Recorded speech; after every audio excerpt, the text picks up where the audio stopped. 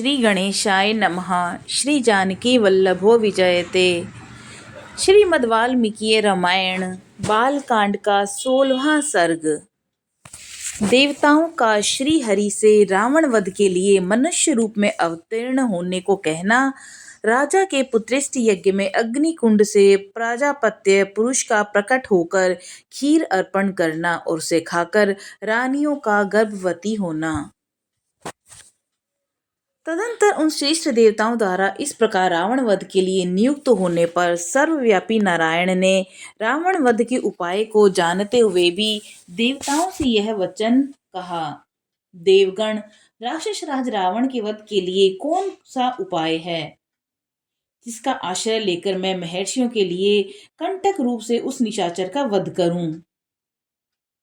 उनके इस तरह पूछने पर सब देवता उन अविनाशी भगवान विष्णु जी से बोले कि प्रभु, आप मनुष्य का रूप धारण करके युद्ध में रावण को मार डालिए। उस शत्रु दमन निशाचर ने दीर्घ काल तक तपस्या की थी, जिससे सब लोगों के पूर्वज लोक सृष्टा ब्रह्मा जी उस पर प्रसन्न हो गए। उस पर संतुष्ट हुए भगवान ब्रह्मा ने उस राक्षस को यह वर दिया कि तुम्हें नाना प्रकार के प्राणियों में से मनुष्य के सिवा और किसी से भी भय नहीं है।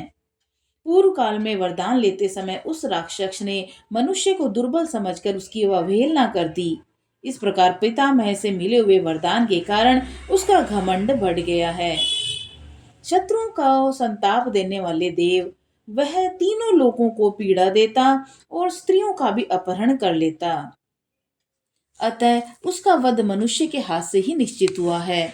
समस्त जीवात्माओं को वश में रखने वाले भगवान विष्णु ने देवताओं की ये बात सुनकर अवतार काल में राजा दशरथ को ही पिता बनाने की इच्छा की। उसी समय शत्रुसूदन महातेजस्वी नरेश पुत्रहीन होने के कारण पुत्र प्राप्ति की इच्छा से पुत्रेष्टि यज्ञ कर रहे थे। उन्हें पिता बनाने का निश्चय करके भगवान विष्णु पितामह की अनुमति ले देवताओं और महर्षियों से पूजित हो वहां से अंतर्ध्यान हो गए। तत्पश्चात पुत्रेष्टि यज्ञ करते हुए राजा दशरथ के यज्ञ में अग्नि कुंड से एक विशाल काय पुरुष प्रकट हुआ। उसके शरीर में इतना प्रकाश था जिसकी तुलना नहीं की जा सकती। उसका बल पराक्रम महान था। उसकी अंग कांति काले रंग की थी। उसने शरीर पर लाल वस्त्र धारण कर रखे थे। उसका मुख भी लाल ही था। उसकी वाणी से दुदुम्बी के समान गंभीर ध्वनि प्रकट होती थी। उसके रोम, दाढ़ी, मूछ और बड़े बड़े केश चिकने और सिंह के समान थे। वह शुभ लक्षणों से संपन्न, दिव्य आभूषणों से विभूषित शेर शिखर के समान ऊंचा और गर्वीले सिंह के समान चलने वाला था। उसकी आकृति सूर्य के समान तेजोमयी थी। वह प्रज्वलित अग्नि की लपटों के समान देदीप्यमान हो रहा था और उसके हाथ में तपाए हुए जाबूनंद नामक सुवर्ण की बनी हुई परात थी, जो चांदी के ढक्कन से ढकी हुई थी। वह परात थाली बहुत बड़ी थी और दिव्य खीर से भरी हुई थी। उसे उस पुरुष ने स्वयं अपनी दोनों भुजाओं पर इस तरह उठा रखा था मानो कोई रसिक अपनी प्रियतमा पत्नी को अंग में लिए हुए हो। वह अद्भुत परात मायामयी सी जान पड़ती थी।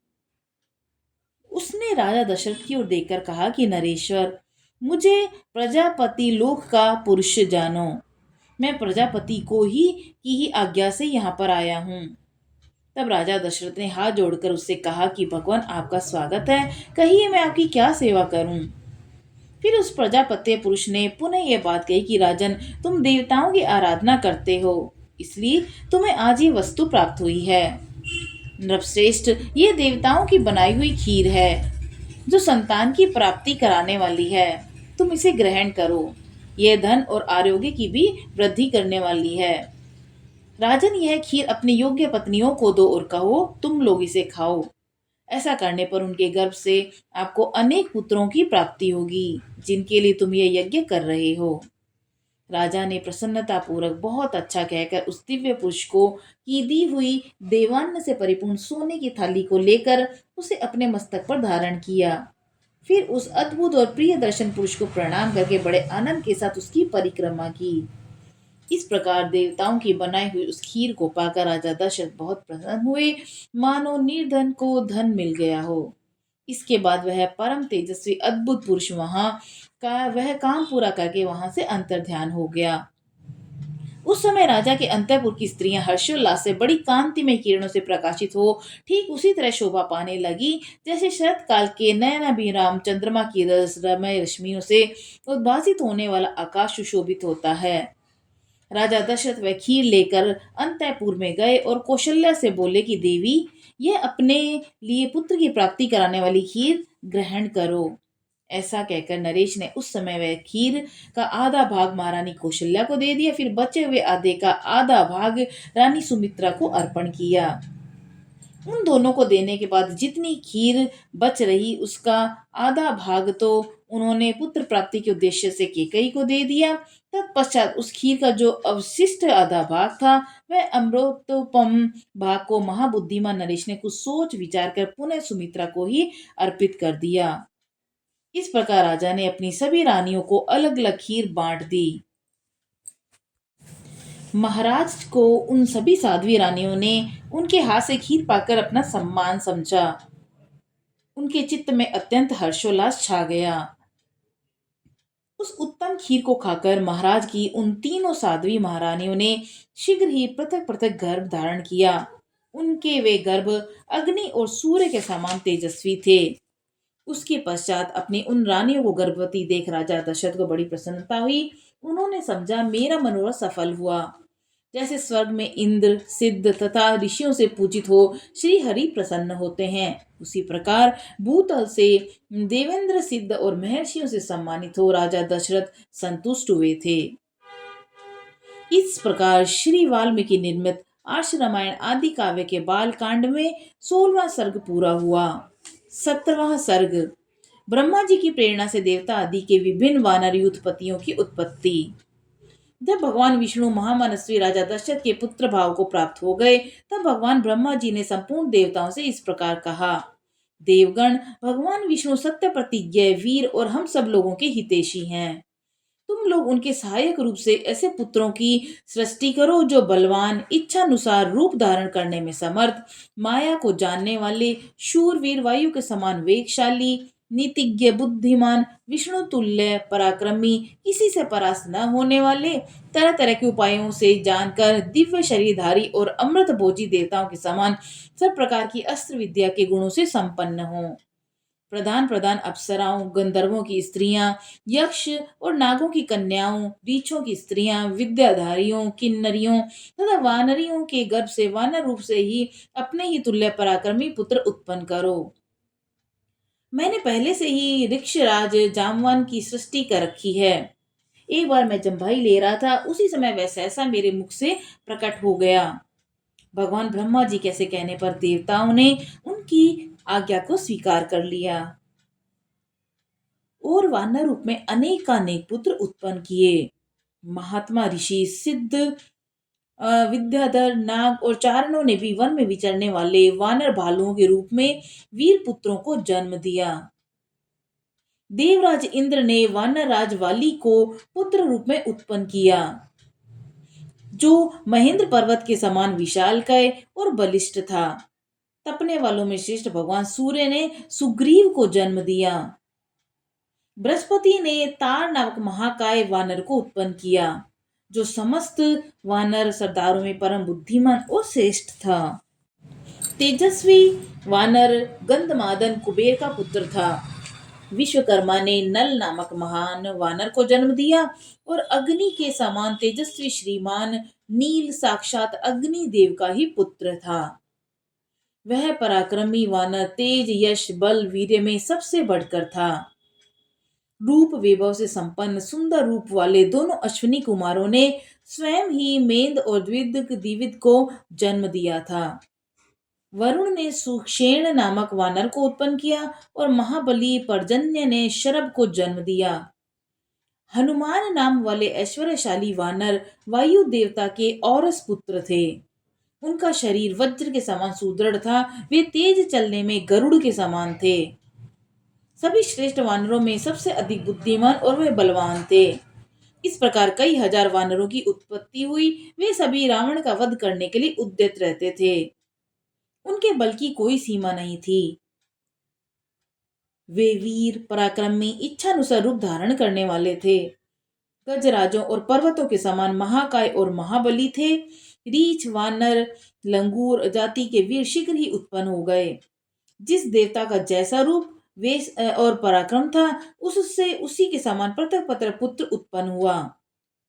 लंगूरों में जो देवता उत्पन्न हुए वे देवावस्था की अपेक्षा भी कुछ बहुत अधिक पराक्रमी थे। कुछ वानर रीछ जाति की माताओं से तो कुछ किन्नरियों से उत्पन्न हुए। देवता महर्षि गंधर्व गरुड़ यशस्वी यक्ष नाग किम पुरुष सिद्ध विद्याधर सर्प जाति के बहुसंख्यक व्यक्तियों ने अत्यंत हर्ष में भरकर सहस्त्रों पुत्र को उत्पन्न किया। देवताओं का गुण गाने वाले वनवासी चारणों ने बहुत से वीर विशालकाय वानर पुत्र उत्पन्न किए और वे सब जंगली फल फूल खाने वाले हैं। मुख्य मुख्य अप्सराओं विद्याधारियों नाग कन्याओं तथा गंधर्व पत्नियों के गर्भ से भी इच्छानुसार रूप और बल से युक्त तथा स्वेच्छानुसार सर्वत्र विचरण करने में समर्थ वानर पुत्र उत्पन्न हुए। वे दर्प और बल में सिंह और व्याघ्रों के समान थे।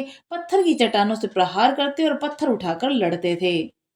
वे सभी नख और दांतों से भी शस्त्रों का काम लेते थे। उन सबको सब प्रकार के अस्त्र शस्त्रों का ज्ञान था। वे पर्वतों को भी हिला सकते थे और स्थिर भाव से खड़े हुए वृक्षों को भी तोड़ डालने की शक्ति रखते थे।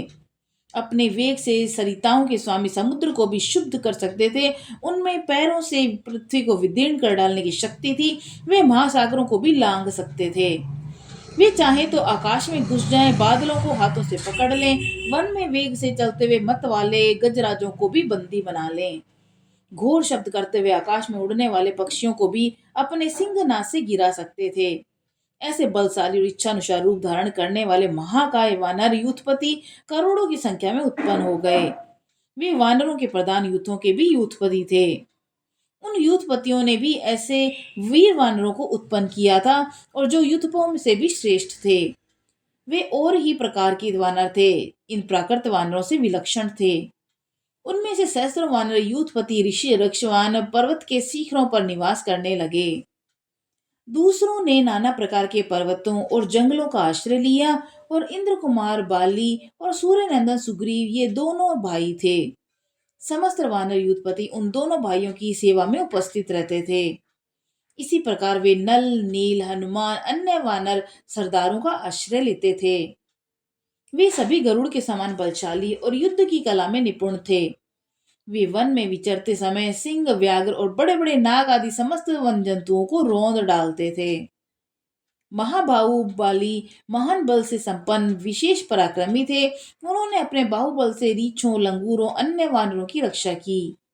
उन सबके शरीर और पार्थक्य सूचक लक्षण नाना प्रकार के थे। वे शूरवीर वानर पर्वत वन समुद्रों से समस्त भूमंडल में फैल गए और वे वानर युद्धपति मेघ समूह और पर्वत शिखर के समस्त समान विशालकाय थे। उसका बल महान था और उनके शरीर और रूप भयंकर थे। भगवान श्री राम की सहायता के लिए प्रकट हुए उन वानर वीरों से यह सारी पृथ्वी भर गई थी। इस प्रकार श्री वाल्मीकि निर्मित आशु रामायण आदि काव्य के बाल कांड में 17वां सर्ग पूरा हुआ। बोलो सियावर रामचंद्र जी की जय, पवन सुत हनुमान जी की जय।